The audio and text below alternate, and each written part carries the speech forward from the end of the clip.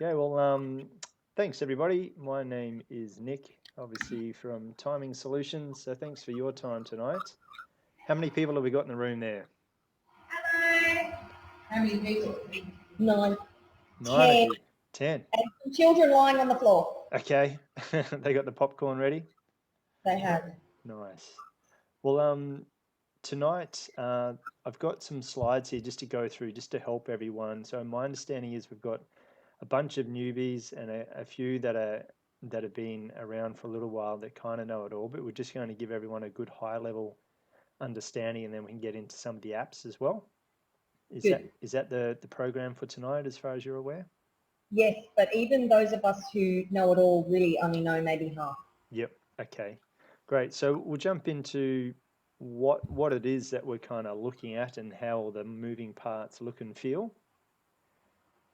So registrations. Are you guys using IMG this season No, we're not. We moved over to Results HQ last season. for your registrations as well? Yep. Yep. Okay. So just ignore that registrations on the left part there. So all the regos you're going to be coming in through the Results HQ registration area, as you just said. So the members come in. Once all the members are in there, we've then got options on where that data from Results HQ heads to. So the main outcome that everybody wants is to get it out to the family so they can see it on their phones and tablets and laptops and so on. So you got your virtual tickets and graphs and all that cool sort of information and number of PBs and how have my hundreds gone versus my 200s and that sort of thing. So that's the end outcome. That's what it's all trying to achieve, is to get the data to the families as quick and as accurate as we can. And how we go about doing that, because Results HQ is web-based, just like Hotmail or NetBank or any of those sorts of things, that means you must have internet. Not everyone has good internet down at their clubhouse. How's it at your clubhouse? Are you flying with good internet, or is it a bit average? We just have a dongle, so it's got very limited range. Okay. So in that scenario, are you already using Race HQ or Competition HQ at your No, team? we're not. We want to start that this season. Okay, so what their main purpose is, so traditionally bits of paper are going out, people are writing on it, then it's coming back in to one or many people and they're keying that data into Results HQ Direct. Is that how you're operating? Yes, that's right. Yes. Yep. So, and if you've got slow or average internet, that can be painful working in Results HQ because it is a web platform. So if the internet's not good, then Results HQ's performance isn't so good either. Kathy just said sometimes it freezes. That's right. So that sort of thing is all to do with the ability for your local internet to keep up with what you're trying to do. Cool. So to bypass that, you may see the Race HQ and Competition HQ below. Yep. They are offline applications, meaning you do not need internet for them to operate. So you could turn on so they need to be, or most of them need to be Windows laptops. So you could turn on your Windows laptop with Race HQ the night before or a few nights before and bring down your latest members. And by bring down, I mean press a button called refresh, or you make it automatically refresh whenever you turn it on. So they'll bring down your latest members. So if you've had an extra 10 members join up from last weekend to this weekend, those extra 10 members would then be in that laptop now, as well as any latest PBs, any latest center records, and the events you've got scheduled for the day or the night. Then you could turn the internet off, as in just unplug the dongle or however you connect your internet up to that laptop. A couple of days later, go down to the track, start recording all the race data from the day or the night. You've got, say, 200 races with 8 lanes worth of data, so you've got a lot of information sitting there. Then when you get home or someone turns up with that hub or that dongle, they can then go and upload those 200 races in around a minute's time, and the job's done. So that one application replaces your Seiko multi-timer. Is that something that you're using, or are you using something else to time? Yeah, we use the Seiko for our middle to long, don't we, Leanne? And we use just the other, just normal handheld stopwatches for sprint. So for sprints, if you've got 8 lanes, you've got 8 stopwatches, or you're running only No, well, really, depends on volunteers. Sometimes if we're lucky, we might have 2 stopwatches on a sprint race. Yep. And if you're running a sprint and you've only got 2 stopwatches, who knows who's timing who, or those 2 try and time all 8 people, and then you kind of check off your times. Yeah, they take all 8, don't they, Leanne? And then they compare. And then we compare times at the end. Yep. So my stopwatch will have 8 times on it. Yours will have 8 times, and we kind of confer, yes, that's a good time. First, I was only 0.2 off you, or whatever it needs to be, and start scribing that down onto a bit of paper. That's correct. And then that bit of paper has the kids' names, and then you go and hand that paper into whoever's doing results HQ, and they start tapping it in. Is that the process? No, what we do is we put the times onto a piece of paper. The children are lined up in wherever they finish in the race. Yep. That piece gets given to the age marshal, and they record it onto the sheet. Yep. Now, at the moment, our recorder sheets have all the events on the one, but we're actually going to use the recording from Results HQ this season. Okay, cool. So you've got stopwatch to paper. Paper then needs the kid's name signed next to the times as well, and then somebody goes and keys that in. So there's a few touches or a few steps to get that data done. Yes, there is. Yep. So with that race HQ, when we run through that will let you see a few more steps. I'm just going to quickly check something. I may have heard somebody else trying to jump in. There's G'day, Ness. So we just got somebody else jumping in with us here. Hello, this is Nick here. Hi Nick, it's Vanessa from Tukley. Hey Vanessa, how you doing? Good, thanks. Good. We've just started a little bit, so just Yep. mute your video if you want, and we're Great. just talking about the different parts of the package here. Yep. And then I'll jump back in. Okay. So everyone, you can hear me okay there, Vanessa and Karen still? Yeah. Yep, can hear you fine. Great. Okay, so I'll just go back to the presentation. So back into where we were. Just a quick recap, registrations coming into Results HQ, which is web-based. Results from Results HQ go out to the family area. But since that's all web-based, we're talking right now about the offline applications to allow us to get data quickly and easily into Results HQ without needing internet. And that's where Race HQ and Competition HQ.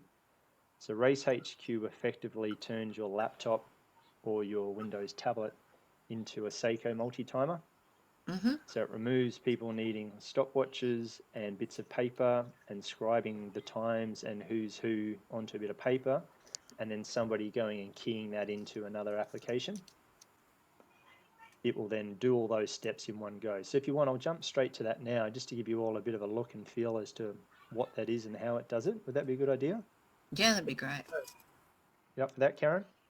Yep, we're definitely up for that. All right. So this is Race HQ. So here's the latest one here. As mentioned, it's a Windows application. So if you're running a MacBook or an iPad or an Android tablet, you won't be able to use this timing application. If you are running a Windows tablet or a Windows laptop, then you will be able to use this. So all I'm going to do is just double click on it. It's going to start up.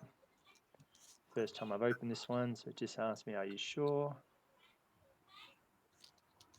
Once it opens up, it's got a number of options for us. The last time I had this open, I was doing sprints. But for what we're talking about tonight, we're just doing pack races or manual races. So over here, I'm not going to use any gates. I'm just going full manual. So nothing, no wireless hardware, no extra expense. This is all just the software that you've got available to you thanks to your Queensland state body and New South Wales state bodies. So I've just gone straight to pack. There's no lanes, there's no start device or triggers connected. It's already brought down my members.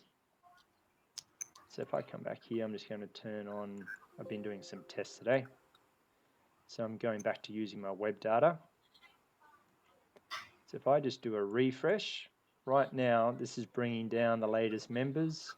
We'll see this count over here change, PBs, records, and any event data. So you would put in your center name into here, and then your password.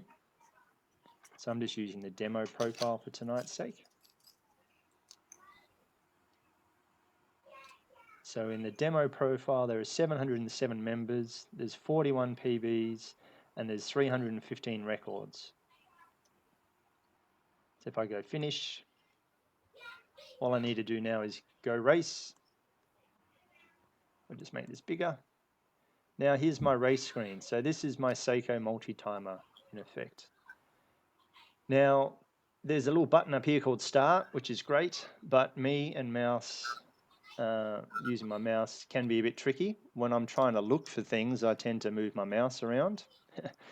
So there's a hotkey, meaning a key I can press on my keyboard that allows me to start the race without needing to actually click on the mouse on anything. And so that's the control key on my keyboard. So I'm just going to hit the control key, and you can see the clock has started. Then I could hit this trigger button here, and you notice we haven't even selected an event right now. We've just started a race. We don't need to know who it is, what it is. We've just started. We can do that stuff if we want. I could go and select an event, but we don't have to. So I'm just going to leave this. I'll actually go change some events while the race is running. I'm going to go to default, just so it's quick and easy. I'll come back in here, and I got an 800 meter. So right now the 800 meter is running. I could hit this trigger button to give me some times, which then allows me, while the race is running, to go and key in some numbers. Or I could use this here, and I can see an athlete's number on their chest, and I can see number 3 coming towards me. So I'll have that ready, and then they hit the finish line, and I hit 3, and it's now giving me a time and a name in one go. Otherwise, a really good one to use is to hit the shift key, because it's very quick. So we've just got 4 times. So another little pack has just come in. So while the race is still running, I can go and key in some numbers. And then me and my little Jill, she's slowly coming up the home straight, and she finally comes home. There she is. I can put in, she doesn't have a number on. She forgot to bring her shirt, but I ask her name, and she says it's Jill. So I start typing in Jill. So there mustn't be a Jill in this system, so I'll just go find there's a Jasper. That's her name. She got it wrong. Silly her. Jasper. And we can see now. Uniform, she forgot her name. So we can see it's even comfortable using mixed age and gender. So it doesn't matter if I've got mixed age and gender, it's cool with that. And we can see here we've got outright, first, second, third, all the way down to 9th. And then we've got category place, first through to 8th, because they're all 7 female. And then our first 8 male has just come in. So far, they've all got a PB. That's what this here is, the star. And they've got a status of okay. If I needed to disqualify someone, then I can click on this and make them disqualified. They will still be able to see a result, but we can see here their place is now being bombed out because it's DSQ. Where I made a mistake, I'll make them okay again. So this is using, did you say not tablets online? Like what tablets online? Sorry, say that again? Which system can we use this on? Windows. Okay, and what are the chances of freezing during the race? What if the program circles? Like, does that happen or? So if it froze, is that the question? Yeah. All right, let's just do that right now. So I'm just going to right click. I'm going to task manage out of here, as in I'm going to bomb it out. Let's go on this, and so the thing has just died. I don't think it's not so much that, but during the race, will the program itself ever, like if the system itself isn't running efficiently, will it circle and freeze or the program still trying to run with the race? See that though? I'll just answer the first question. It's restarted, the clock is still going, I've still got my athletes on the screen. So that's one scenario where it's just totally died. Okay. But please say that again. It was a bit hard to hear what you're saying then. Yeah, I was just going to see how it affects. So if the computer was running slow, would the time be slow? Is that the question? Would it affect the timing? Yeah, so if you were running an old computer and it was having a really hard time, for whatever reason, maybe it's doing a download or an install or something big in the background, then yes, that can affect it because we're only relying on the laptop. If you ever had any issues with that, what we use for when we're doing the timing gates, and if you wanted guaranteed accurate timing instead of relying on the laptop's time, then that's when you plug in one of the wireless timing hubs, which then bypasses the computer's performance. The timing is now done external to the laptop, and the laptop just mirrors whatever time it's told to be. Yeah. So if you find you've got an old machine and it's just, it can't keep up and you can't get a new laptop for whatever reason, then that would be your way to get around that. The benefits of having a timing hub attached to the laptop as well as helping your time means then you could connect up a wireless start device, which then means I don't have to look for the smoke and press control when I see the smoke. It will start the clock for me at the 100, 200, 400, 800, 15, wherever they happen to be, it will just start the clock for me. So now we've got an electronic start, so we don't have to worry about anyone's reaction times. And it still lets me finish them manually here and then key them in. You could alternatively have an extra wireless device connected. Instead of me having to do the shift and the keying in of who's who, I could farm out the shifting, as in the finishing of somebody, to that device, and that as they press that wireless button, they will effectively be hitting my shift key for me. So my job purely becomes a who are you, keying in their names and numbers, and then pressing stop and save when I'm ready. So the simple free version is just use the software as we are tonight, or you can expand it into the wireless electronic devices to help A, accuracy, B, reaction time, and just to farm out the effort so there's not one person doing all three jobs. Does that make sense? I think so. I've got a question. You know how the timer's still going? Yep. Say you've got chatting and you've got to stop the race. What happens if you stop the race now and that last time doesn't actually get allocated to anyone? Okay, so we've just come in here.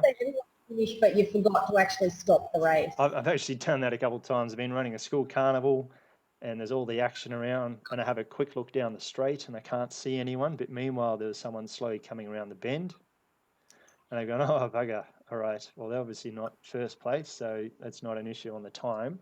So I'm just going to go and add a time in here and I'm going to make them 5:30.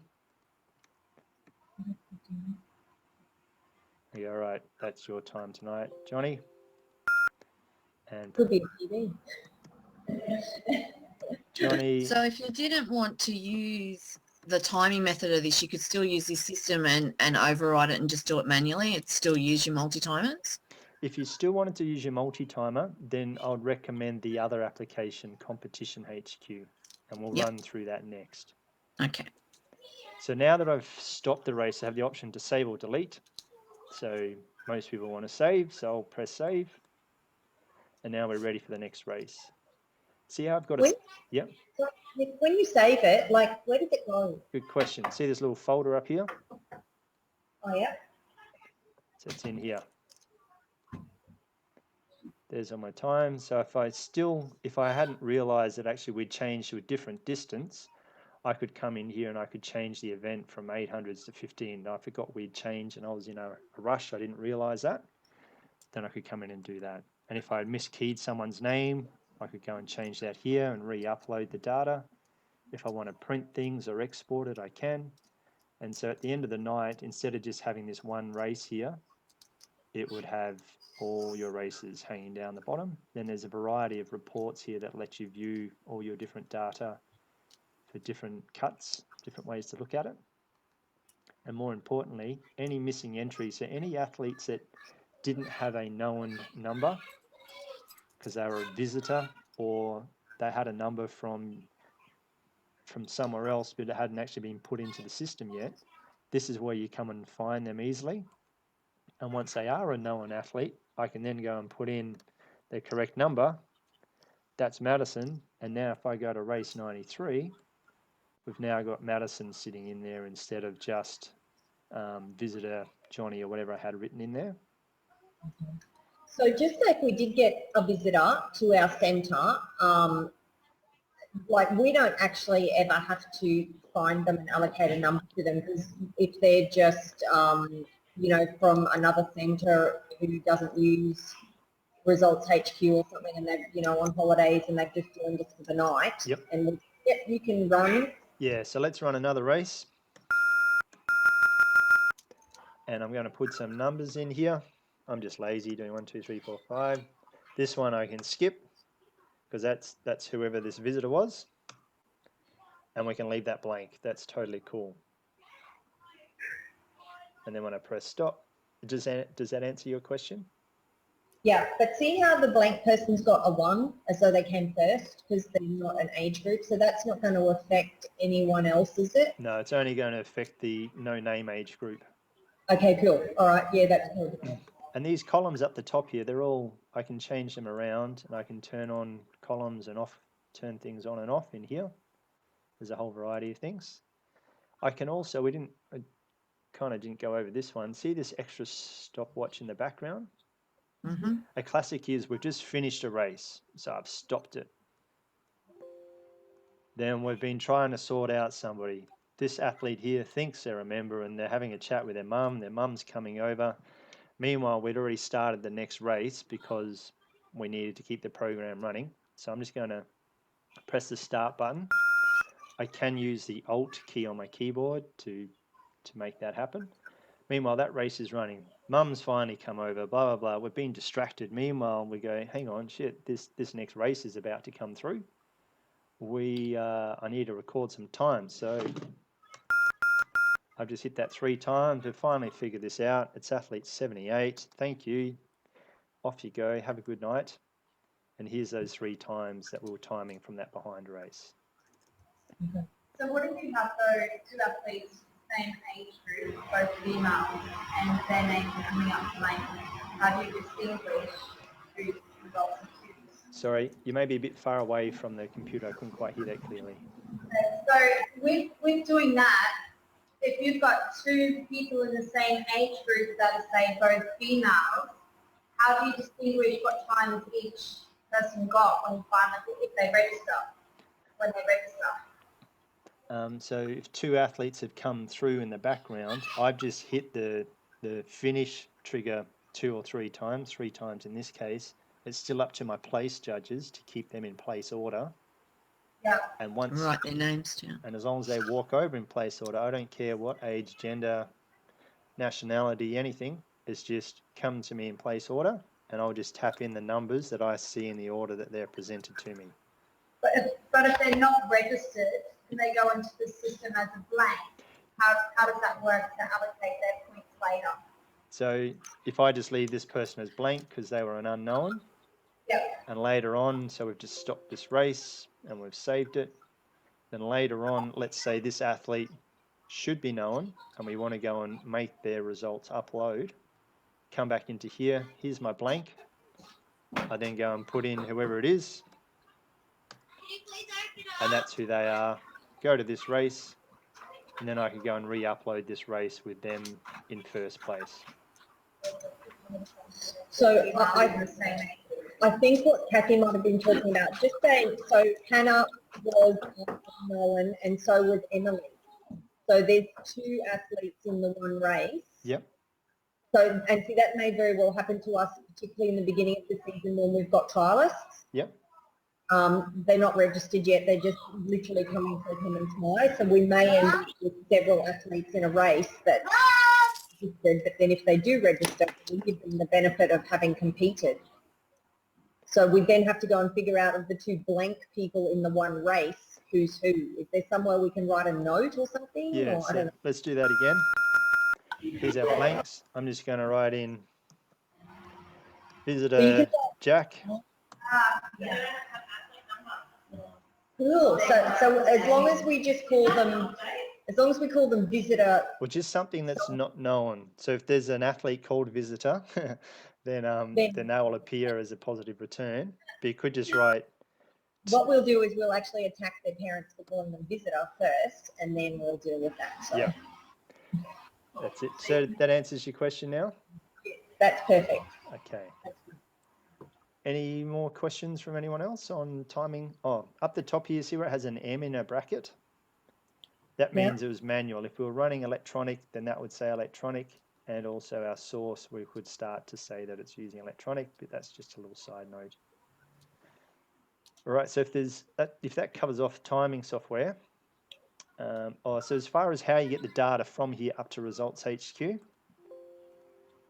in your settings, in the web tab, we've got options here. So if we had internet connected, if I had this turned on, every time I press save, results would be going straight up to Results HQ, race by race by race. So if I did 100 races, then it would have done 100 uploads throughout the evening or the morning, every time I press save. And every time it uploads, it will replace everybody. Even though you came first in the 5th race of the night or the morning, you may have come 6th outright based on the peers in your same age gender group at that point in time.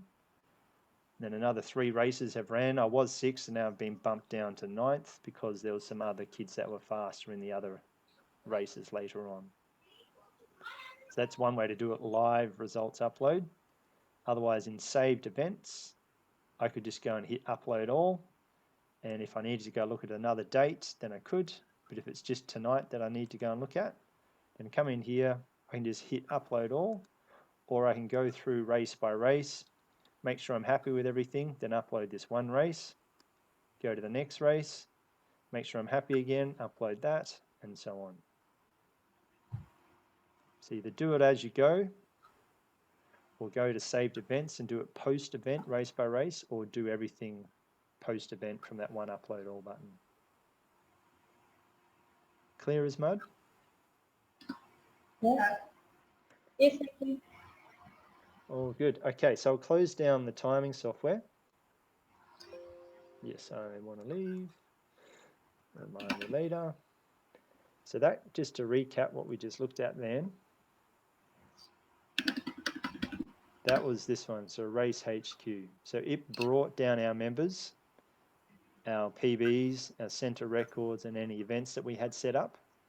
And then it's sitting locally on this laptop until I want to go and push it back up, whether it's an automatic thing as I press save, or whether it's post-event, could be even a week later if I needed to, go and upload race by race or everything in one hit.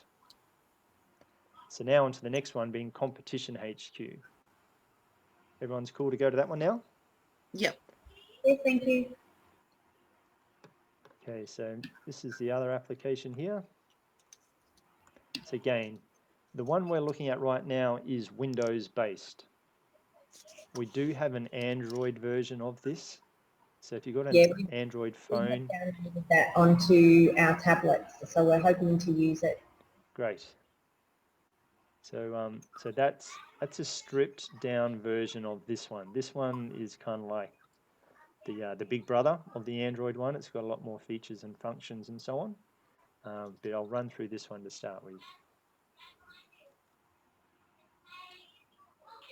So again, this one doesn't need internet. It does need it at some point in time to bring down your latest members, PBs, records, and events. But once it has that, then it doesn't need to go online until you're ready to go and start uploading things or doing more of that sort of activity.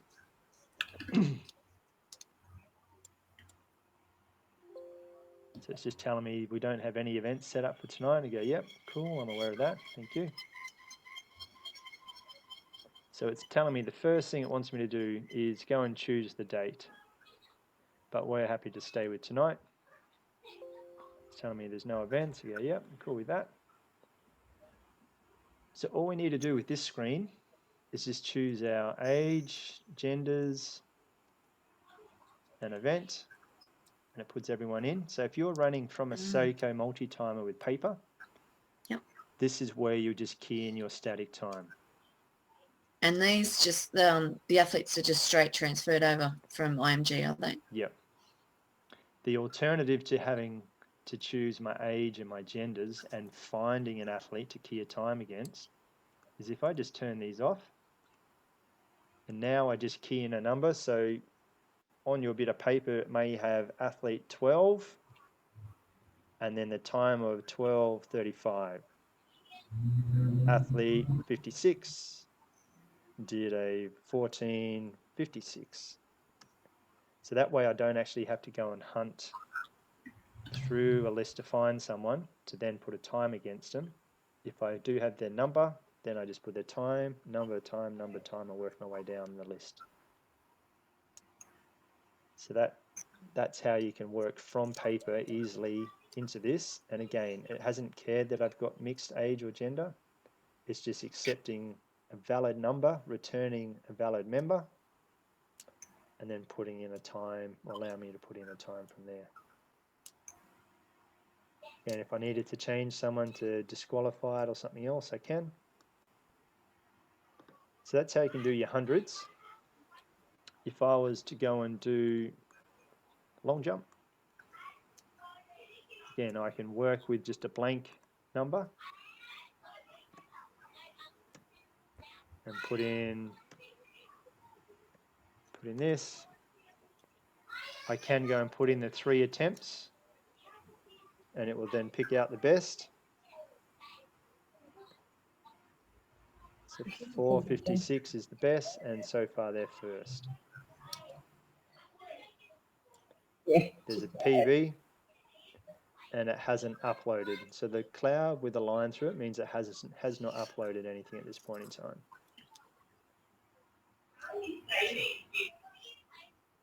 Sorry, was that a question?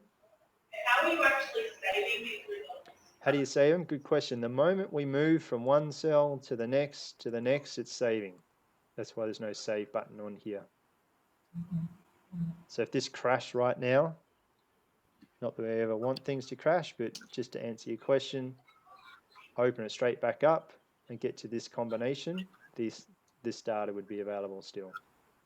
And is this all cloud-based or on the computer itself? This is all offline. So yep. All we need is some internet to bring down our members for the first time. So again, in our web tab, I can make this automatically sync every time I start the application up. It brings down this information. Or I leave that unticked and I've got to come in and manually click it whenever I want the latest information. And is there a place to put like center records and all that sort of stuff? It will bring down your records for you. So this just basically acts as a little brother of Results HQ. So all it's doing is grabbing whatever it needs from the mothership in the cloud, brings it down, lets you take that offline, as in no internet, add results against members, make potential records, create new PBs, blah, blah, blah. And then when you're ready, go and push it all back up. And then Results HQ lets you view and edit and change things if you need to. But straight away, once it's pushed up, the families have access to it. Oh, great. Yep. So you don't have to publish anything. You just need to make sure you can get your data from these 2 offline applications, get them online, upload the data, and bang, everyone's got that information. And you can have multiple timing laptops. So let's say you've got front straight, back straight, and a straight track somewhere. So you've got 3 different timing areas. You can have 3 laptops running Race HQ independent of each other, doing whatever their races are they need to do. Meanwhile, Competition HQ, you could have 1 or 10 laptops set up either at each checkpoint. So some people have one at shot put and at long jump and at high jump and other events. Or the paper trail is doing its lap around the oval. Then it's coming into the clubhouse where the tea and the coffee is, and somebody's tapping away with all that information. There's a really cool one I want to show you with high jump. Who here knows the count back rules for high jump? We have our high jump coach in the room. So now you're about to become a count back professional. So you just put in the height. So 1 meter to start with, 110, 120. Big increments, but good on them. So again, I can choose my age genders and I can call up my kids, and these are all sortable. So any of these columns headings I can sort into whichever way I need to. First kid clears the height, click once. Second child down here doesn't clear, they're due on their second attempt. First and second, same height. This one down here takes a few extra goes but finally gets there. First, second, third. Now that I've got some people who are actually competing tonight, I'm just going to sort it by place, and now everyone's grouped together, and off we go from there for the rest of our heights. If you didn't, so this is designed to be out at high jump, obviously, where we're doing it live, or some people use this as a bit of a sense check that whoever was out there with the paper and their logic, that they've actually came to the same conclusion that in theory they should. Otherwise, if you... What if Yep. pass at a lower height? Sorry, what's that? If someone passes at the lower height, like they say, oh, I'm not coming into the competition until 120. Then we click them 3 times and they get a pass. Okay, cool. So they haven't got a height yet, but the moment they clear here, they're now in first, along with this person.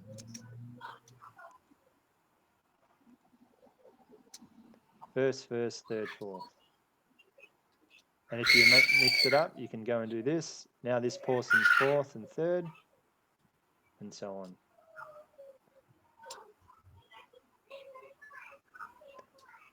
And again, I haven't uploaded anything because all these clouds have a line through them. So high jump, this is one way to do it. Another way to do high jump is instead of... Sorry, Nick. Yep. Sorry, Nick, we've got a question on that last page. Yep. Can't talk loud. Like, let's say you start to set this screen up, but you're putting 1 meter, 1.1, 1.2, etc., and then you've got, oh, I should have really started at 0.9. Can you somehow insert that in, or would you have to change it?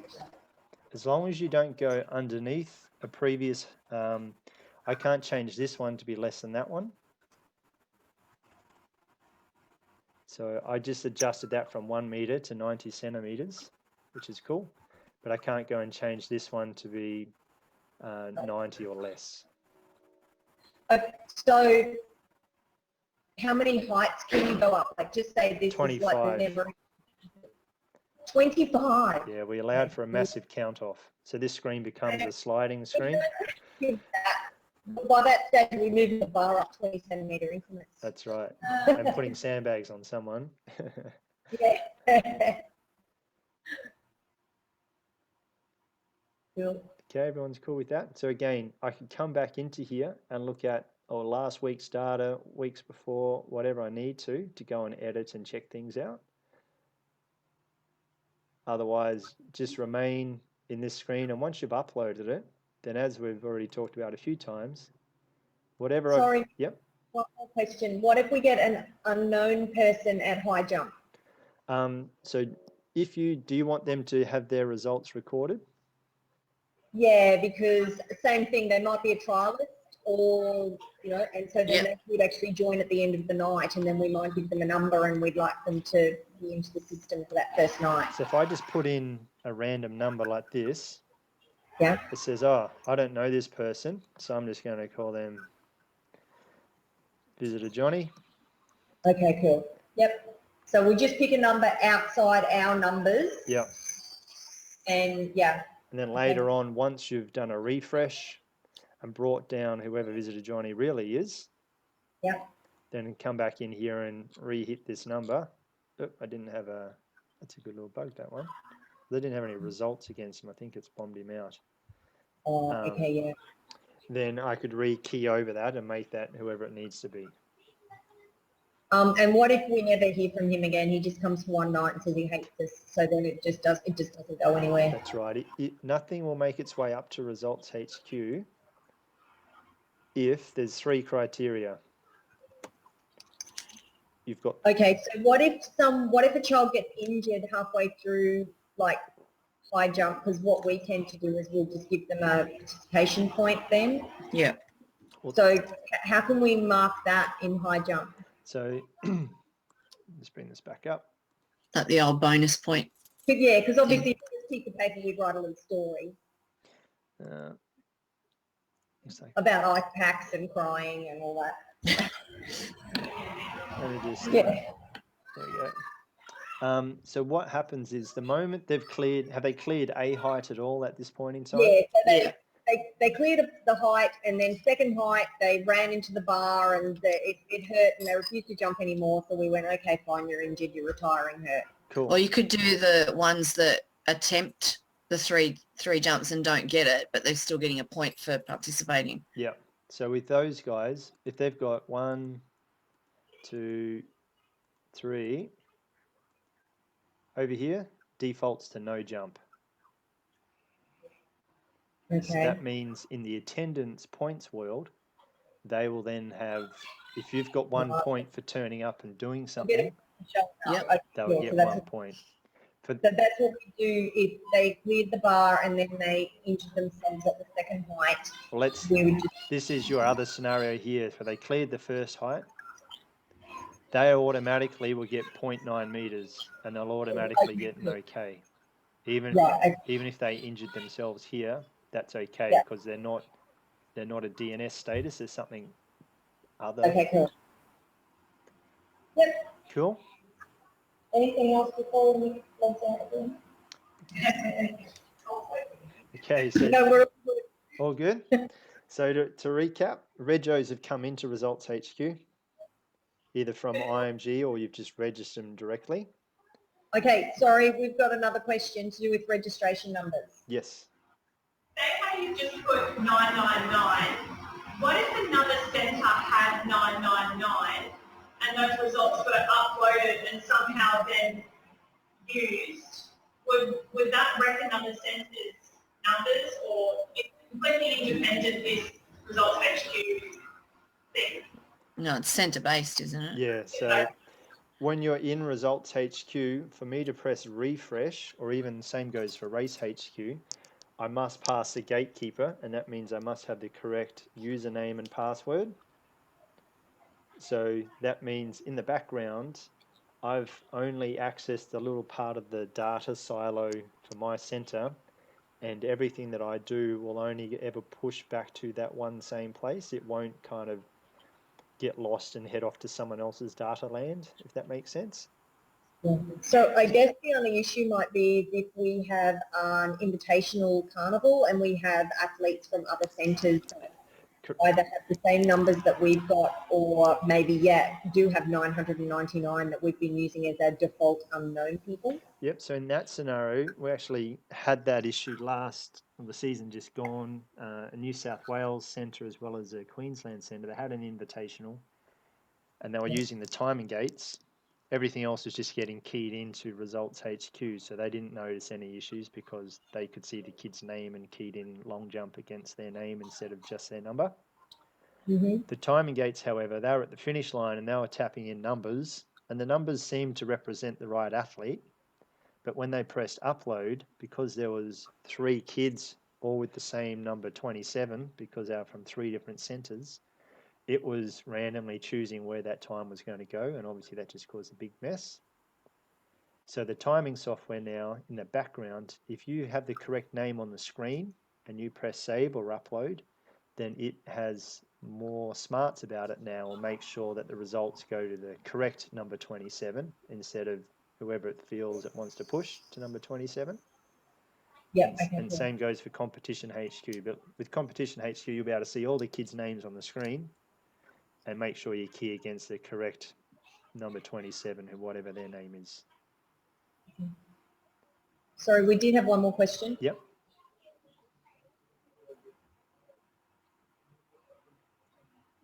Sorry, is there a question? I can't hear something happening there. Yep.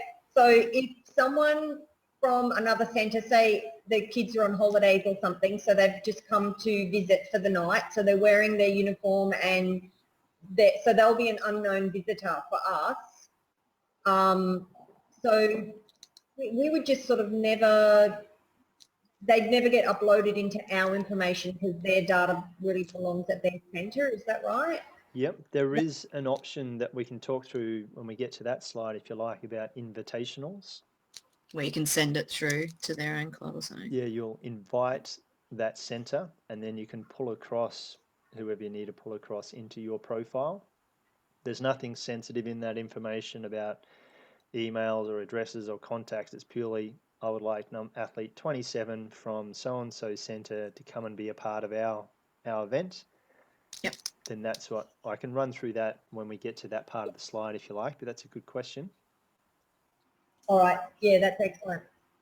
So Thank you. the last part on this screen here is if you ever need to do any nominations for Meet Manager, that's what this output here is. So once you do the nominations, either the state or the zone or the region, whoever has set up and invited you to nominate your athletes, once they've done that, they can export out those nominations and suck them into Meet Manager.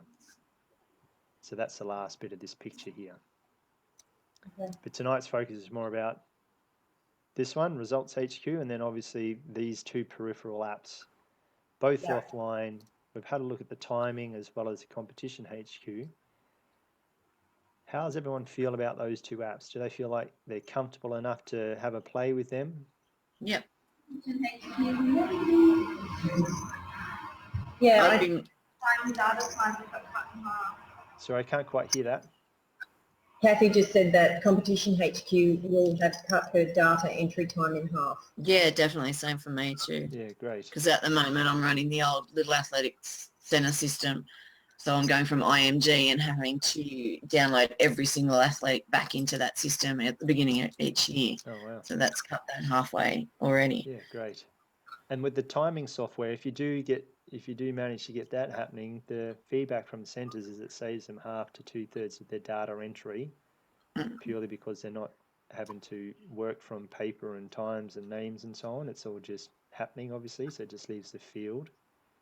And then if you happen to go down the path of using an Android tablet out in the field, well then obviously then that's one less touch altogether. It's just happening. So I've got a question. So with the Race HQ, you would recommend that we'd only use it for, say, 800s and up so 800, 1500, or like how short, because I could see under Competition HQ you was presuming that we were using stopwatches and then manually entering in the data for the 100, 200, etc. I'm just wondering what you'd recommend. Ready? I'll do a race now. So I can hit this as quick as I could hit a stopwatch button. So if you're comfortable to use a stopwatch with a 100-meter race, then Cool. Alrighty. so that's just wondering, like, you know, what you'd suggest. yeah. So, I'll definitely recommend trying this as a minimum. Yep. But if your traditional people go, no, my thumb. Yeah, my thumb. too hard to find volunteers, I think, in smaller clubs, especially to find so many to do it. Thinking that our volunteers would be less scared of a laptop than a stopwatch, so I think they might actually enjoy playing with the Karen Wolf. Well, if you can get someone to use it, or then but Karen Wolfenden doesn't like computers; she likes paper. Yeah. Yeah, I think most that getting them to swap over from paper to this will be a bit of take a little while. So at least anyone that's tech savvy and that's keen, give them a go, and then you can see where you go from there. But so it's just no reason why it's slower than a stopwatch. It's more just what the user's feeling comfortable with. Yeah. Yep. All right. Excellent. Okay, so back to here. So we've covered off the chunky parts of what it's all about. This is just reiterating how we can get the data in. So we don't have to use any soft copy. We don't have to use the timing software or the tablet. We can just stay with paper and key it straight into Results HQ, or as we mentioned just before, we could key it into Competition HQ because the internet's quicker and Competition HQ is a bit more flexible as far as data entry, especially if you've got smaller numbers where you've got age, genders mashed together on a bit of paper. then you can do all the mashing together in competition HQ, whereas results HQ must be age, gender, screen only. So it's a bit, Right, like the old system. yeah, a bit more defined, which is, it's one hang up. But that whole concept, everyone's pretty clear with how you get the data in now. Mm-hmm. Yes, I think so. Cool. So how do we set up users? So obviously web platform means that more than one person can be using it at the same time. One person may be on their phone, someone may be on a tablet, someone's on a laptop, but you're all in there doing whatever you're doing at the same point in time without knowing that anyone else is doing whatever they're up to. So the best way to do that, and to the most secure way to do that, is to set up users. And users means you give somebody a profile that gives them permissions to do whatever the level is that you have let them be. So if we're using an Android tablet, then we'd set up an Android tablet user, and with that we can define what age, gender, and even events that user has access to. So if we wanted to do a 9 male high jump user, and that's all they'll ever see, then we could set that up. Or a 9 male user, which means they'll only ever see the 9 male events. Or a high jump user, they'll only ever see events that are high jump. They won't see shot put or anyone else, but they'll see all the age genders that are doing high jump. That's one type of user. Another sort of user is a super user, which is the other end of the spectrum, where you can do and see everything. You can even set up other users. And the cool part about having users set up is that if you need to be Big Brother because something's a little off, you're not sure what's happened with some results, or you're not sure about what somebody's up to, there's this little clock over here on the right that lets you go and see what this person has been up to when they were last in there and what they're doing when they were in there. So that's the other benefit of users. Some centers try and give out one big mass user, but then obviously you lose all that transparency. And if you need to shut someone down because they've left the committee and they no longer need access, well, then you have to tell everyone there's a new profile. Versus if it was just committee member A, well, then you go and remove their access and they no longer can access the system. So that's what users are about. Is that pretty straightforward? Everyone's familiar with that concept? Mm-hmm. Yep. Okay. Now the season rollover. This is a very straightforward process. It needs to be done at the start of each season or at the end of prior season, depending on how over little athletics you are at that point in the season. Whether you just want to walk away from the computer and wait another few months before you start thinking about it again. But either way, that the process doesn't delete anything. It doesn't lock you out of being able to view anything. It purely archives results, as we can see from the screen here. And it can let me export this out to Excel or CSV. So that's all the results from the 2015-16 season. I can go and export it out if I need to do anything with it. It also then suspends all my members so that all the athletes are now waiting to come back. And then also reminds me to go and check out my users to make sure that everyone that needs to have access does. And any new committee members can go and jump in and be invited to be a part of the process. So that's an important part of your setup or shutdown for the end of the season. There's a big banner on the home page when you log in that's reminding you about this as well. If you do have any hardware, which you guys don't, so I'll just skip over that. So the process for setting up a new meet is pretty straightforward. So once you've logged into the home page, there's a couple buttons that are big. They're also available in your top navigation up the top here. But the first one and the most important one is this season calendar. Once you've clicked on that, it brings you to a calendar view where you can go and click on the plus button. So it'll either show you all the events, all the dates you've got for the season, or you click on this and now it lets you start to create a new calendar. So I'd give it a name. So it may be week 1, program name is program A because we run an ABC rotation. and the date is whatever the date needs to be. I've got a few options here. I can either create a brand new one. So simply by clicking on the male, female, age, and event buttons. So I could have male and female, 6, 7, 11, and 13 if I wanted. High jump, 860. And then I'd press add. And the moment I press add, it goes and builds out a bit of a grid for me so I can see visually what I've built and where my gaps are that I need to keep building out until I've finished layering up my program. The other cool function here is I've already done all this last season, or we've uploaded your last year's results for you and we haven't changed any of our programs from last year. It's just rolling on again from that. So I don't have to redo anything. I can just copy an existing meet. So click on this and have a drop down of all the dates from last season and the season prior as well. And it's got the name. So week 1 from last year, click on that. I could preview it and go, yep, that's the one I want. And then I go and apply it. If I really, Hey, yep. Sorry for interrupting. Just say we did do that. So we'll say, yep, week 1A. We'll have a look and then we realise, oh no, we're tweaking the program slightly. Can you then make the change just to, the one event or whatever and then add it without having to recreate from scratch? Correct. So first step would be identify which one you do want, even though you may want to tweak it. Yeah. Apply it. Then once it's in this grid view down the bottom here, and then you change I it. can tweak and pull it out and add bits in.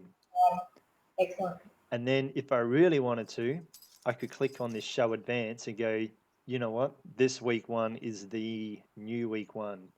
I'm going to make this my rubber stamp so I don't have to keep tweaking anything else. And that's the one that I can recall and I know that it's clean and it's how I want it to be.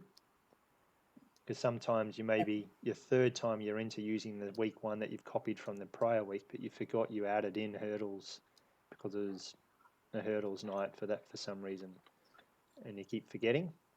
So you can create a template from a meet once you've gone and done your masterpiece, in which case you could go and use a template and bring in your famous week 1 that everyone's raving about.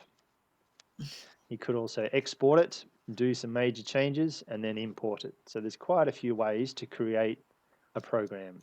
And if you've been to someone else's event, thought, man, that rocked. I really love the way you guys set that up. Can you export it and shoot it over to me?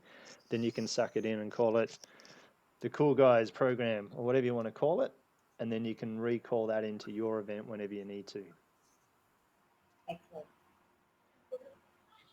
So once you've gone and created a date, that will then be visible in your home page as a new line item with a date. And then the next step is you want to go and create the recording forms, the paper trail, assuming that you do want to use paper. If you are using Results HQ, Race HQ and Competition HQ, either with the Android app or with the Windows one, you wouldn't need to do this step because obviously it's all just happening soft. But if you do want to print off some hard copy recording sheets, then you just click on the recording forms button, or again, you could choose it from the drop down up the top here, events recording form. It brings up this screen, which gives you lots of cool options based on 210 centers feedback over the last 5 years. There's a few things you can do there.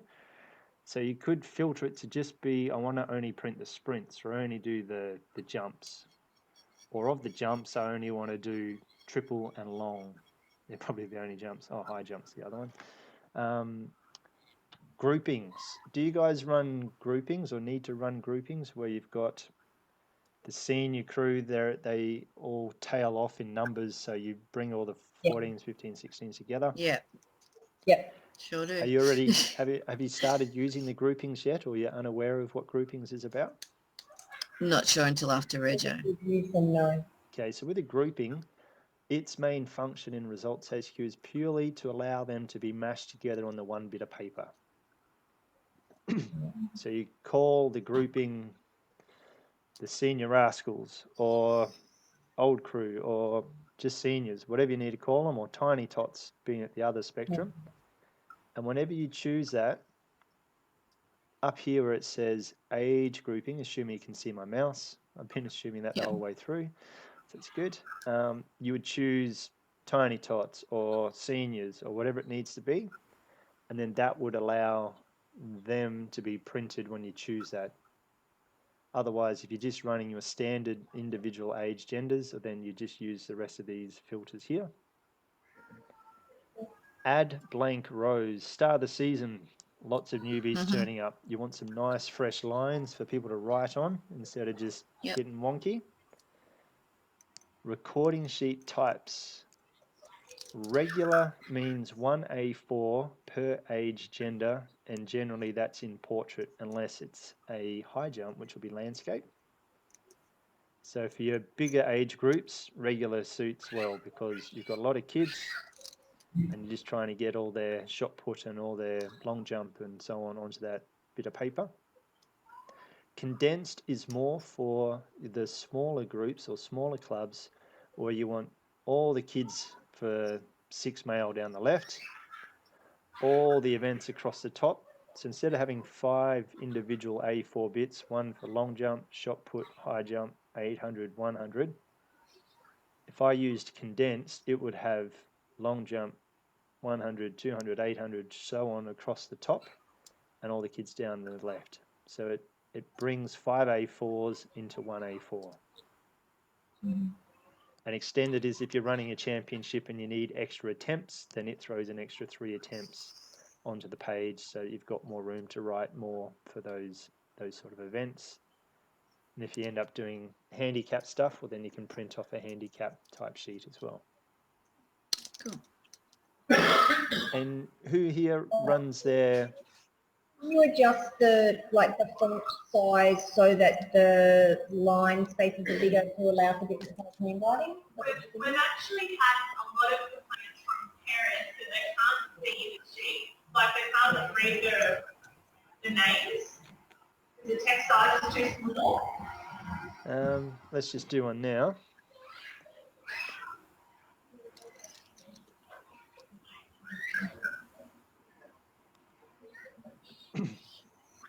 So we're still writing them out by hand. Right. Yeah. So I'm just going to go to recording forms. And I'm just going to choose a date. And I'll just choose... Once you've done this, just so you can be thinking about it while you're doing this. So we just had a bit of a discussion because most of us, say for example, our under 8s, we might have a green, a blue and a yellow group, and they're not necessarily all male or all female. We tend to mix the genders. So to print a recording sheet, you know, when you're sort of drilling down whether you want male or female under 8s or whatever, would we be able to actually print those recording sheets, like, you know, personalising them with the kids in the relevant coloured age groups? So I'll just go to the first question, which was the size of the print to start with. So when I print this off, this is the size that it is on my screen is what you'd be expecting. I'll just go to PDF. So this is the size. I'm not sure if that would represent, it's pretty close to an A4 page sitting on my screen. So that's too small, is that what they're saying? Yeah, it is. Because we run at night time, and a lot of the parents can't, there's not enough light, you know. Is there any way we can get the text size bigger? Yeah, well, I guess what would be a good way to do that? I haven't heard that before, basically, so I'm trying to think of a good way around that. A bigger view, and there's less children, and you might only have like 3 athletes. The names size still stays like an 8 point or a 10 point, and I would love it to like be a little bit larger. Okay, well, we can look at something over the season maybe. Just then we're going to run into, it definitely have to be optional because obviously other centres that have a lot of kids, they're complaining that they're using up too much paper. So there's always a balance point there. So sorry, what was the other question then relating to the grouping? The other one is that, say, our under 8, They want to make their own grouping, and specify their own age groups. So like 3 different 8s. Is that what it was? Sorry. yeah, so Yeah. we'll have a yellow, a blue and a green group of under 8, but they're not necessarily a group of just boys or a group of just girls. We mix the genders and we sort of run them in the 3 different coloured groups. And you do that because you can't have that many under 8s together in one group or they'll kill one another. So what happens is they will all do the same events on the night, but the blue under 8s might go to shot put first, where the yellow under 8s might be doing 100 metres free. so they'll all do the same events, but they'll just rotate around the facility in different different directions. Yeah. We have been asked this from some big centres that want to split it out because something similar. So we had thought about ideas of in the member list area is where you may be able to set up against an athlete. So you could export them out and then give them a grouping description. And then, and then that may flow through, but that means they'll always be in that grouping, assuming that that's okay. Yeah, usually we sort of maybe the first 3 or 4 weeks of the season we allow changes, but after that we pretty well say you're in green. Okay. Unless at the end of the season we have people coming back after Christmas, and then we'll combine groups because we mightn't have enough kids to run 3 groups, so we might have to down to 2. Yeah. Yeah, we do the same with tots. We break our tots up into 2 different groups because it's such a large group. So would that be feasible? So because you can obviously export out your details here. If there was a column added to this and it was called grouping, and then you could bring it in and call it whatever it needs to be called. Okay, so once we've exported the Excel spreadsheet, we can then import it back into where we're printing out our recording sheets. Is that right? Yes, I'm only saying this as a way to get your data in there en masse. It'd be something similar to these steps, assuming you wouldn't want to go and do it individually, clicking. So you could... We probably would have to at the beginning of the season, because that's literally what we do at the beginning of the season. We figure out, say, how many under 7s we've got, therefore how many groups we need, and then we randomly allocate them blue, green, yellow, or whatever. And then as they get older and we get them, we with the other kids and all that sort of thing. Sorry, that's really loud, whoever's hammering there. Is that better? So if you had to come in and do something like this to choose red, green, blue, we've got clubs. Yeah. You would be okay doing that manually in their profile, each member? Yeah, we probably would have to do that at the beginning of our season then. Would you be the same on that, Vicky?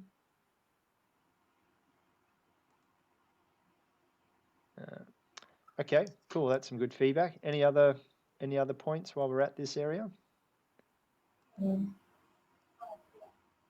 I don't think so. Okay, so we'll keep rolling on. Okay, so we've printed things off. We're now going to key in results. Now, obviously, we've gone through competition HQ and we've gone through race HQ and how to get data in there. Once the data is in there, then obviously they can see the information in their family area. But I'll just go to results HQ where we go and key the data in.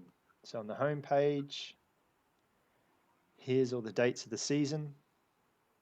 Here it's telling me 11 out of 707 athletes have actually participated on this given night or day. 12, 2, number of total PBs that have occurred on each week, and the number of centre records that have occurred on each week, and then the number of points that have been calculated for that whole meet itself. So I can see no one's ran any calculations for the season. There's only been one record, and that was Benjamin, who did 10 seconds for 70 metres. Can we, sorry, clicking on records, can we have the previous record imported into that at all so we can see what the previous record was when it creates a new record? Yeah, so in here is where we go and import all your records into the system when it loads up. So in here, if I go to 70 meters, we can see that Benjamin was 7 males. Let's see if there was a, here we go. So we can see there's a couple historical records here that have been beaten by this latest one. So to set this up at the start, we can come in here and put all the center records that are already there. Yeah, so there's this one here, event record import. Click here to get the template. Fill this out.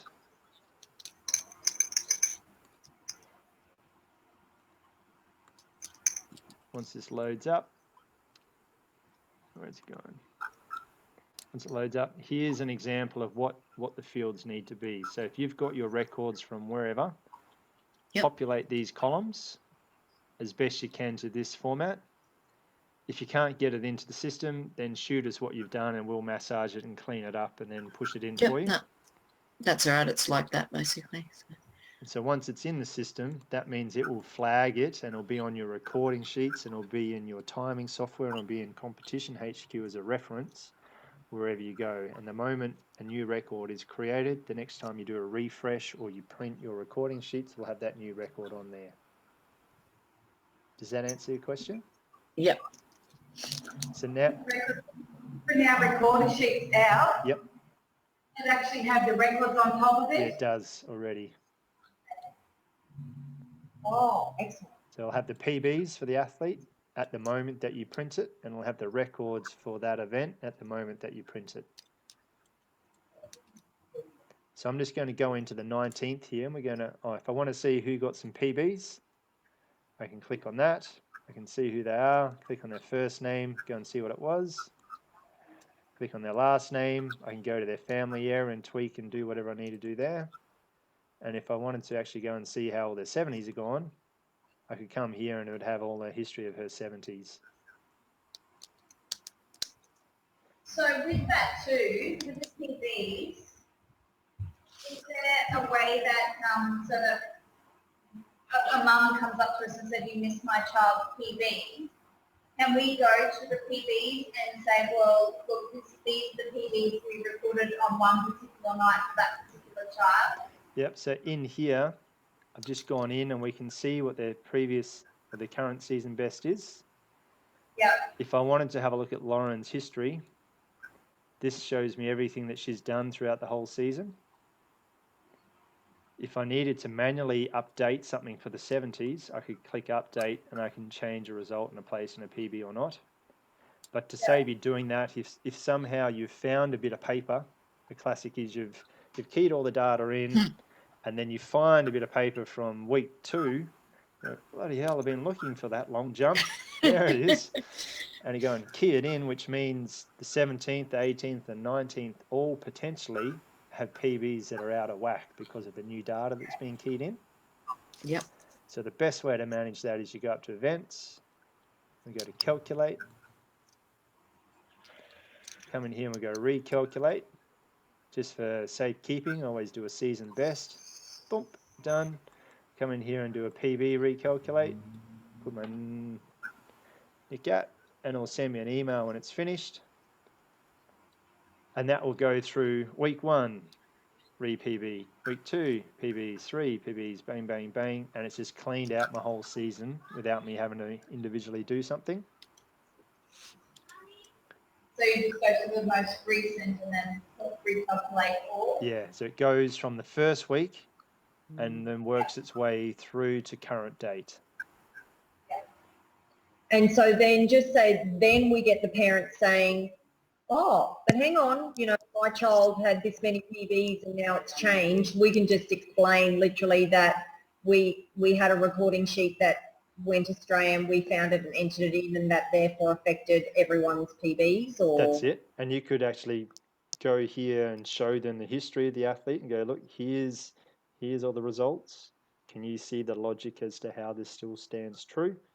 Or maybe they've turned up to you with their smartphone and in their family area, which is where I'm just jumping into now, and they've shown you the shot puts then they've got that same view. Then hopefully if they apply their own bit of logic, they'll see that, yeah, that should be a PUB or that shouldn't be. I'm comfortable with that based on the history of what's happened here. Yeah.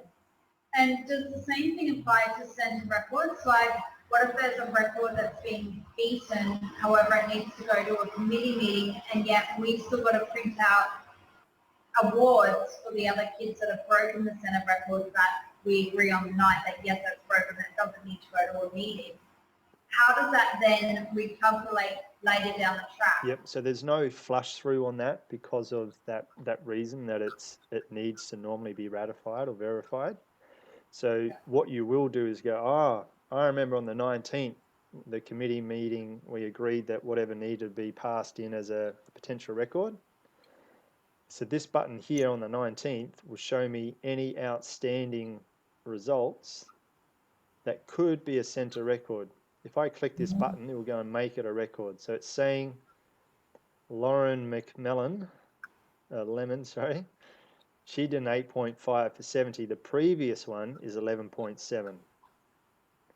In the same race, it looks like Sky, she did a 6, and it's the same record because it's the same age gender event, was 11.7. So either of these two we could make a record, or just the better one based on whatever the committee meeting is, or we just don't touch any of these buttons and no one gets the record because they weren't ratified or verified, so they just sit in potential land until. So does that mean though, if say for one particular event, does that mean if the meeting's not for 3 weeks, we wouldn't be able to ratify any records for that particular event for 3 weeks? You could come back to any week at any point in time that hasn't been marked as a make a record. Yeah. So you could even do this 20 weeks into the season, go back to your first week and go back and ratify that one then. I think what I'm trying to say is if a child jumps again and breaks a record again in that same event, how do we go about like continuing to print records for that event until? I guess you just choose the best. So let's say she had 3 attempts at something and all 3 attempts on the 19th were all potential records. Yeah. My assumption is only the best from the night will be recorded. So in which case you'll only have one line item in here for this athlete, which will be their best result from the night. And that's the one that the committee decide on. Okay. Is that right? Yeah. Okay. So that's how we go about keying data in. So we choose the date. The default for this screen, it can be a bit confusing for new users, is to only show events that have not had any results recorded. So we can see in this column here, all 0 of. And the best result is all NAs. Versus if I come to with results, I've got 2 of, 1 of, 6 of, and the best results. So what it's trying to do every time you come in here, if I just refresh, is to show you what hasn't been keyed in. The assumption is I've got paper, I've come back to here, what's next? What am I trying to key in next? But at any point in time, I can click on with results or even just go, I've got the 10 male and female bits of paper have just landed on my desk. Just by clicking on 10, it's showing me 10 female and 10 male, 70s and 100s. Now, because it's a web page versus the application that we looked at earlier, Competition HQ, I can only look at one of these per screen. Now, assuming you can see the top of my browser here, there's 4 blue ones, which are the hyperlink. None of these other ones will let me click in to do anything. So by holding the control key on my keyboard, I go 1 click, 2, and there's browsers opening up the top. So I've now got 1, 2, 3, 4. So I've just opened up these 4 tabs into 4 new browsers that let me go and key in data. So by clicking on the edit enter, I've now got all the kids on my screen. In this scenario, I need to put in minutes, seconds, milliseconds. So I'm just going to go 0, 0. It tabs across automatically. I haven't pressed tab. And I do 1, 0. And automatically now I've got an OK instead of a DNS like everyone else. Then I can do 0, 1. This is the only time I need to press tab. Do 0, 1. This person's much slower than everyone else. 3, 4, 5, 6, 7. Tab. Tab, tab, tab, tab, tab, tab. Next athlete. Bang, bang, bang. So that's how I go and key my information in. There's a couple other things on this screen. If they had PB data, I could see that in this column. If I needed to make this person participate, I can, just to give them a point for being there. They may have had a broken ankle, but they turn up each week and cheering on their buddies, so we think they're worthy of getting a point for helping out. Then I could give them participate. If they hurt themselves or did not jump or disqualified and so on, then there I go, I've got all those options. This one here is put in, if this athlete had results, history of results. If I clicked this, it would bring across into this field whatever their average is. So if an athlete is away at another event and we don't want them to miss out on getting results or at least attendance points, we don't want them to get a PB or a record, but we want them to get something that's kind of represents what they would normally get, then you could tick that to bring them in. Or if there's a mistake with the recording. Yes, if you put a slide in that's there. it. It's like, not sure about that one, so I'm giving them their average. So that's what that will let you do. And then there's a couple little catches in here. As you press save, it will flag if there's any potential records or anomalies. So in this case, it's saying we've beaten the previous record. If I press accept results, it will go and update the record for me automatically. So instead of having a committee meeting to decide about what to do about it, this is the committee meeting now. We're making it a record. Otherwise, I could accept results and discard the records, which means it's going to be in our potential list that someone will need to go and press make record at some point in time if they're happy to. Or you go, bugger me, I've got some fat fingers, I missed that number, I need to go back and I need to change this to an 02. Now when I press save, we didn't get flagged about a record and it's gone and put in the data. And here's the times that we've put in. And here's everyone else. And that's the participate one that I put in there. So then I could just close this and get on to my next one. Edit, go and put that in. When I'm finished with it, close it, next one, edit, put it in, close it, next one, put it in. And now I've just done all the 10 events that have just rolled in. Now I'm moving on to the 11s and turn my 10s off. So there's different ways of making it work for yourself, or you use Competition HQ, which means I'm not restricted to one age gender per screen. I can just mash it all in and upload it.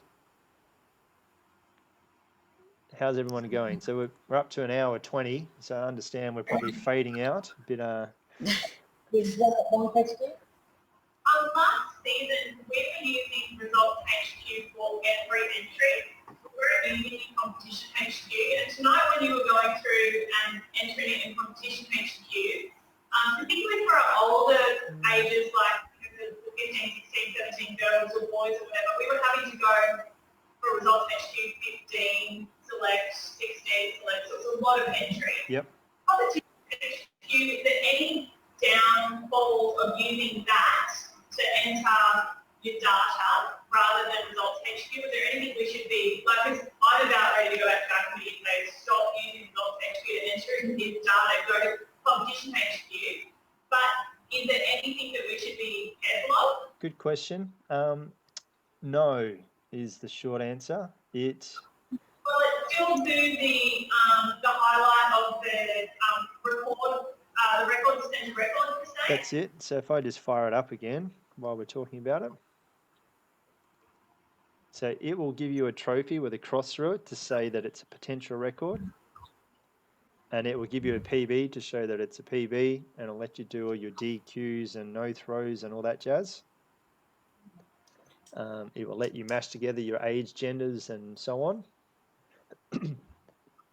So there's no immediate drawback, just depending on how your club rolls and what you prefer to use, then it's your call as to what you need to do. So I'll just try and find an event where it's got some records. Let's just start tapping some in. No. There we go, 34 meters. See this trophy with a line through it? That's saying it's a potential record. Can you print the list from competition or HQ, or do you have to go to results HQ? Sorry, what's that? Can you print the list, For the committee to check. the set of records from competition HQ? Can you view them or print them? No. Sorry, I couldn't quite hear that. They want to print this page out so they can take it to the committee meeting and check the records. Do they have to do it? Can they do it from competition HQ, or do they have to upload it first to results and then do it? Just actually, yeah, you should be able to print that to your screen. Otherwise, when you upload it, that's the better way to do it, is to not upload it because there's a record. This will upload as a potential record. Then once it's in results HQ, that's when you can go through at the end of the week or at the end of the night, where everyone's from all the different laptops have all done what they've done. Then you could go to your potential record screen from the night or the morning and go, right, here's what we all need to talk about. I'm going to print this screen off, and here's everything from everyone's computer that we need to agree on. Yep. Is that good, Kathy? Yeah. Yeah, thank you, that's good. Any other questions? No, I think that we're all okay. Okay. So before we all brain fade out, I'll just quickly skip through. This is the invitational part that was asked earlier, how to manage that. So inviting somebody is very straightforward to do. The first question is, do you want to invite them to your current profile, or do you need a separate profile set up? So if it's some annual cool carnival gala day that your centre and 5 others pass a baton on to each year, then you'd say, hey, can we please have Cool Carnival set up? That's the profile name instead of your own profile. Yeah, sure, there you go. You would then invite your centre. So here's this multiple centre part. You would invite your centre and the other 4 centres that are within your gala group. You would then have the option to let only the centres nominate their athletes, and or to let the athletes nominate themselves. So the next time the athletes logged into their family area, they would see a notification saying, hey, you've been invited to Cool Gala Day. It's on the 12th and 13th of February. The events that you are available to nominate into are X, Y, and Z. You as the event organizer may have set up, we can let them choose from these 10, but only want them to select 5 of the 10 that I'm offering. And then those athletes nominating, or the centres trying to nominate athletes, will only be allowed to select 5 out of the 10 for each age, gender, person. You then will see them come through automatically. They won't have to send you anything. The moment they tick on the screen against their names, that will automatically appear in your end if you were watching and refreshing. You then get to be the gatekeeper and approve people. Now that person and their relevant events are accepted into your profile, which then means the PBs, even up until, so maybe somebody nominated a month ago, the moment we go to print recording sheets on the morning, they're the PBs that are coming out on the recording sheets, not the PBs from a month ago. for the PBs as of that point in time. And same as when we turn on the timing software or competition HQ, the PBs at that point in time is what will come down to that device. So, Hey, Nick, sorry, we've got a question. Yep. If you were inviting a centre that's not using Results HQ, can you enter them in just manually, like, you know, how when we were doing the results, when we were doing long jump or high jump or whatever, but you have to enter the athlete in manually like that, or is there a way that you can upload a spreadsheet into the system? Yeah, so the first step is always we've got to create an athlete first. So you would have to go and manually register an athlete. Then once that athlete is in, then you can go and select the events. So it's a two-step process. Yeah. But the best one is just say, what are you doing? Yeah. Jump on board. You're creating work for me. Yeah, I'll charge you $10. There we go. So that's the bigger picture of it all. So that works in WA. They do not use Meet Manager for their state or zone events. They use Results HQ for everything. So there's no Meet Manager over there. Yeah. For your gala days, you can be using this. If all your other centres or most of your other centres are using Results HQ, then sweet. So easy to do. If, however, you've got a visiting athlete, as mentioned previously early on in the session, and that athlete wanted results in their profile from attending your thing because they're on holidays for the next 3 weeks and want to keep records and times coming through to their area, then you could invite that centre. The moment you've invited them, you can also, as mentioned, pull across individuals. So you could say, right, I'm going to invite this centre from Perth, and once I've done so, I'm going to find Jack Johnson, who's requested to be a part of our centre. They won't become a fully fledged member, but they'll be enough of a member for results to be recorded against them. And again, there's nothing sensitive in that information that's coming across. It's just name, age, gender, club to allow you to record results against them. You will then record results against them. They won't appear in your graph and they won't appear in your state body's profile as such, as far as head count's concerned. It will, however, the really cool part is back in their family area. If we were in here, see how it says Matt Centre? It would then say whatever your centre's name in mixed in with theirs. And if they went to region, zone and states, it would also then have more line items with region, zone and state event names in there too. So that one athlete, they could travel around Australia visiting every centre and they would have a collage of centre names and all their 100-metre results would all be tracking along here. Sure. So that covers off the invite part.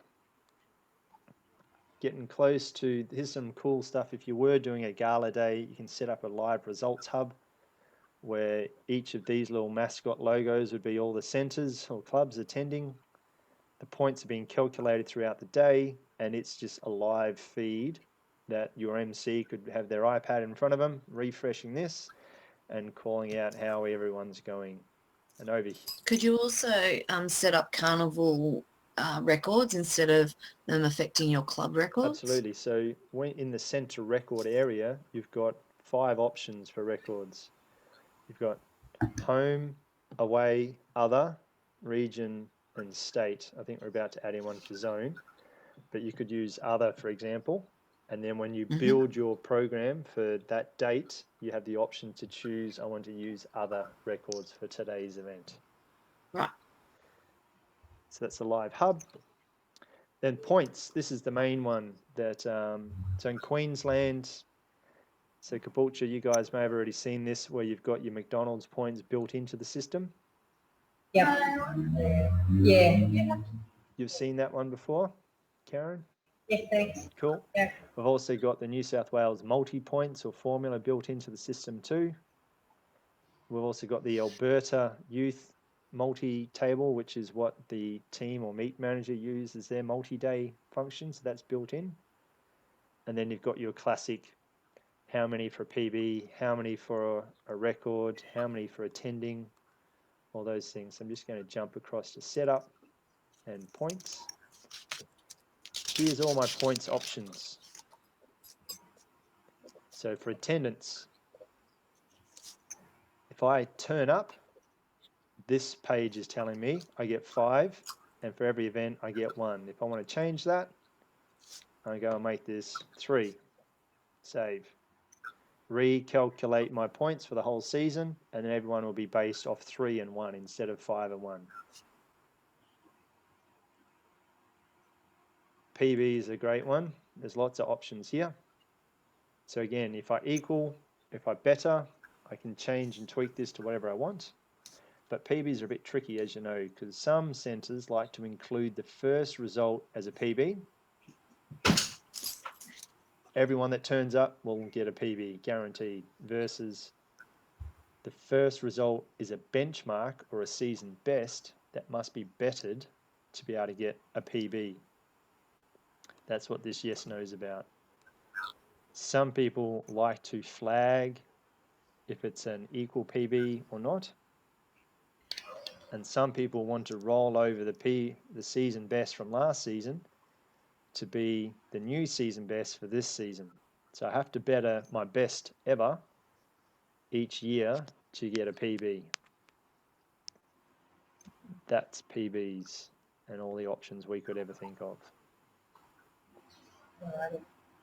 And then you've got place, blah, blah, blah, blah, blah. There's lots of other ones. There's lots of areas here to keep tweaking and changing. And then the final part of all your points, just because you've set them up in that table area, if you want them to actually calculate points, so just because I don't have any PBs ticked on or any attendance ticked on, doesn't mean we won't be seeing if it is a PB and how many times they've been for the year.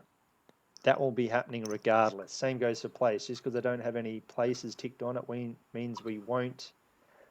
We will be calculating places for every event, but we just won't be giving any place points until I tick this on. Until I tick that on, and that. So this week, if I press calculate, I'm only going to calculate place points based on what I've set up back here. This week, there's no points. Even if I click calculate, no points will be acquired, and so on. This week may be the gala week. I've got everything turned on. So, sorry, Nick. So, for example, at Caboolture, the first 2 Friday nights, we have a orientation night and then we have a coaching night. So basically everyone's just getting a participation point. So what we would do on that one is just tick attend, and that'll be the only thing that'll calculate irrespective of what they've done. That's right. They won't be able to get a PB point. They may be able to start acquiring PBs depending on what your PB setting is. All right, so we might need to look at the PBs. Yeah. There is an option to not include this week and the next week as anything relative to PBs. Yeah, well, see, that's probably what, I don't know, yeah, we need to have that conversation. So if that is the case, when you go to event and calendar, and go to our first week, and I go to view, and I come down, this here, exclude PBs and records. So basically it's saying, whatever happens, even if it's a 10-second 100-meter race, you're not getting a PB and you're not getting a season best for that. Nick, I don't know if it was you that helped us or whether it was Chris with the calculations at the end of our season last year. But we did exclude all of that, and it seems that the points were still incorrect in the system. Yeah, I remember there were some challenges with points for some centres using this particular option. Yeah. So that was possibly yourself. And so I know at the end of it all, we managed to get it straightened out, whether that was in time for yourself or not. But I'm pretty confident that that's applying the correct logic now. Yeah, okay. If not, we've got a season to sort it out, right? Yeah. Another question. Yep. We give points for our relays and individuals, for the ones who go to that. How do we set the relays up as an event? Now, when you say the relays up, do you mean it's an off-site event somewhere else? So it's a regional event for relays. So would we need to add that to our calendar and just call it regional relays or something? Yeah, so if they're using Results HQ for that regional event, well then it'll kind of flow through. But if they're using Meet Manager again, then yes, you would need to come in to your calendar and you'd need to set up a new event and choose relay. If there's not a relay in there, then just go to more, into events. There's a big long list, so I recommend, if you haven't already found this little trick, go Control F for Freddy, relay,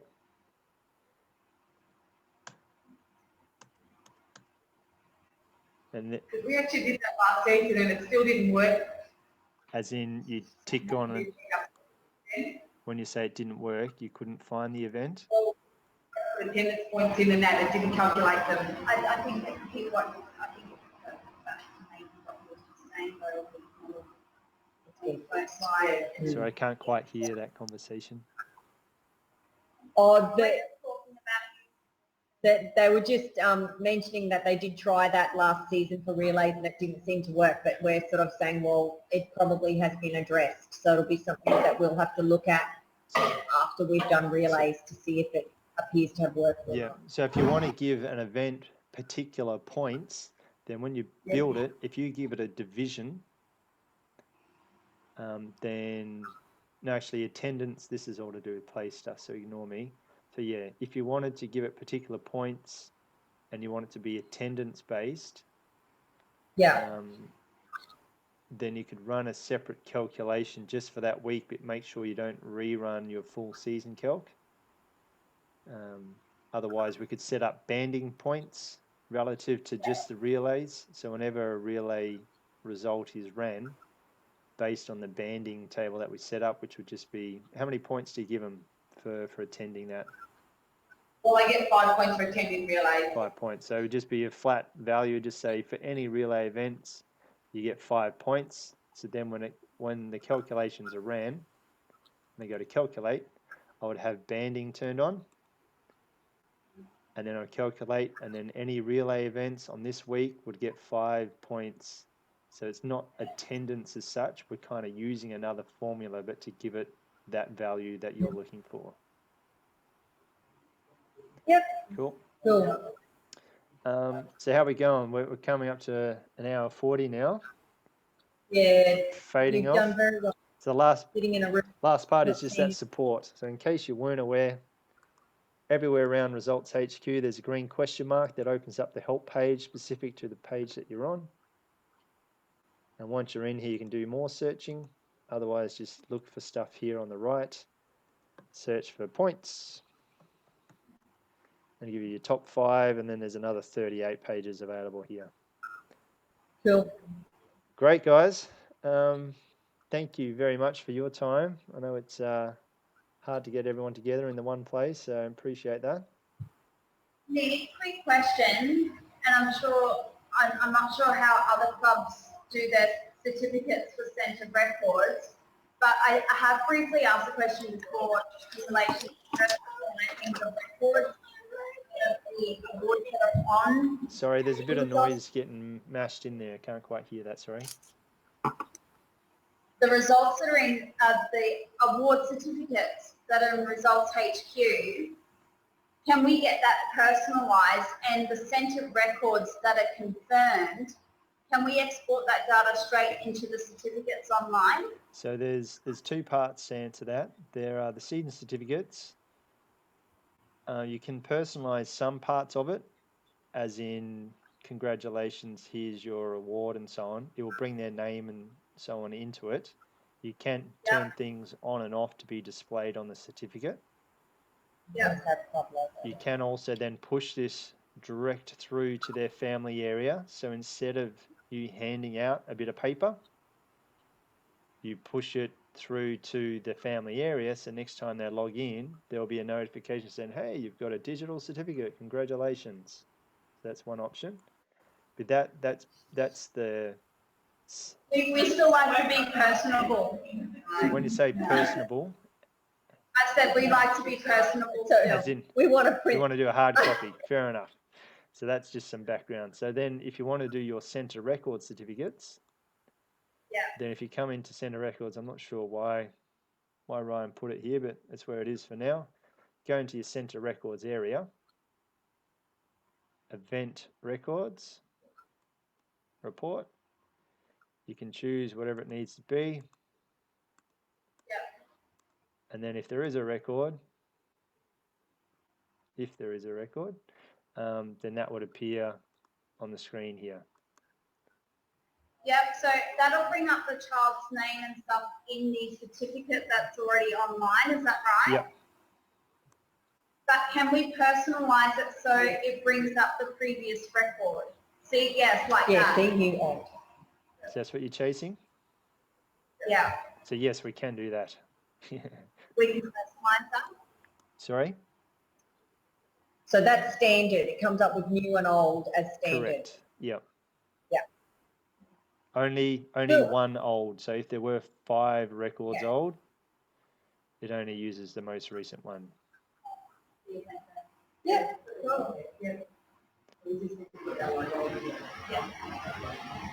Great.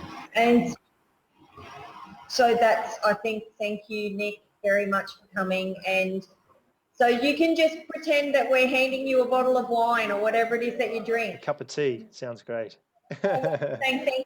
Yes, I'll have a cup of tea with All you. right. Well, thanks everyone for coming and appreciate your time. I know it's getting late now, so really appreciate that. And keen to do more of these. So thinking if you were happy with this Google Hangout, it's the first time we've used it. Yeah, no, that was No, great. that's good. Awesome. We might even have to do it as that when our season gets started, because we might have particular issues and then we can just troubleshoot like particular issues, so it won't be so broad. Yeah, exactly. Can I just ask quickly, Nick, the families, do they get an app or they log in somewhere question. to get their results? Is that Yeah, right? so the best way to cover off how to tell families about where to go and what to do, Yep. if you go to communicate, in communicate here, we have, looks like it's just us now. They may have just left. No, the microphone's gone quiet. All right. Very quiet now. It is, isn't it? Oh, there you are. I'm There you go. because everyone here is like in party mode now. Okay, cool. No worries. Then you can choose whoever. So you could choose everyone. But obviously this is a demo database, lots of junk in there. So you choose everyone. You can choose prior season and so on if you need to. Yep. Give it a subject. Paste in. We've got a little, if I go over here and type in family template, we're looking to automate this so you won't have to do these steps, but for now, that's how it works. And here's a help topic, blah, blah, blah. Do what we're actually doing right now. Mm-hmm. Copy this. Come into communicate. Close that out. Paste that in. Now you're going to send them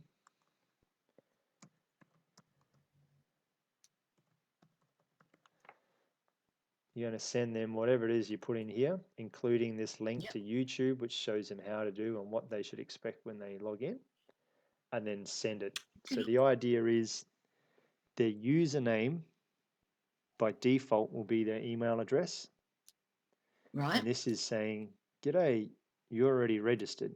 All you need to do is go to forgot my password, put in your username, which is this email. You'll then receive an email with your password. And then that will also have some instructions on where to go, but they'll be back to Results HQ. Use your username being your email, your password, which you've just received, and then you'll be able to log in and view this sort of stuff. And go. And once they're in here, they can then go in to their profile, change anything they need to change, update their avatar, their photo if they want to, and so on. And then they're up and running. So that's right now, that's the best way to hit a message out to all your users. Yep. We could even do that like with their IMG receipt. Interrupting Nick, I'm going to end my part of the call now. Now that won't cut you off, will we're it? all good. No. 99. Thanks, Karen. Bye. Bye-bye. There she goes. So So that's one way to do it. So you could send that out from IMG, but the challenge with that is if they've got a couple emails in there and a few other things, Yeah, they won't look at it. and it may not be the correct username as well. Yep, right. So if you send it Now, so how do we go about setting them up? I just download the whole program, or how do we go about? best way to do it, if we haven't already set a profile up for you, is just shoot an email through to say, yep, we're on board, and we'll set a profile up. Then we'll invite you based on the email that you've emailed us with, and that will then be the first user that's set up in the group. And then you'll get an invite to come in, and then you can start doing the bits and pieces. But we'll also send you in that email some links to the templates